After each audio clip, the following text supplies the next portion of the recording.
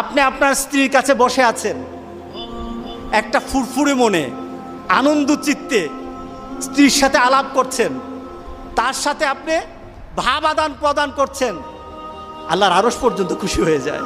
সুবহানাল্লাহ, আল্লাহর আরশ পর্যন্ত খুশি হয়ে যায়। যতক্ষণ পর্যন্ত আপনি এইভাবে আপনার স্ত্রীর সাথে কথা বলতে থাকেন, স্ত্রীর কাছে বসা থাকেন, আপনার আমলনামার মধ্যে সওয়াব লিখতে থাকে। রাসূল পাক সাল্লাল্লাহু আলাইহি সাল্লাম এই কথা বলার পর এক সাহাবী বললেন, ইয়া রাসূলুল্লাহ, স্ত্রীর সাথে একসাথে শুবো, একসাথে ঘুমাবো, একসাথে খাবো, একসাথে তাকে আদর করব, এটা কি সওয়াবের কাজ হতে পারে? রাসূল পাক সাল্লাল্লাহু আলাইহি সাল্লাম বললেন, আচ্ছা তোমার স্ত্রীকে না নিয়ে তুমি যদি আরেকজন স্ত্রীর কাছে বসে থাকো, আছে কিনা? আছে কিনা? মজাই লাগে, উনিও খাইবেন, রেডি থাকেন। তুমি অন্য কোনো স্ত্রীর পাশে বসে বসে ফিস ফিস ফিস ফিস করলা, মজাই লাগবে, তবে মনে রেখে দিও তোমার আমলনামার মধ্যে জেনার গুনাহ লেখা হবে। তুমি যতক্ষণ তোমার স্ত্রীর কাছে বসা থাকবে, জান্নাতের দরজাগুলি তোমার জন্য খোলা আরম্ভ হয়ে যাবে।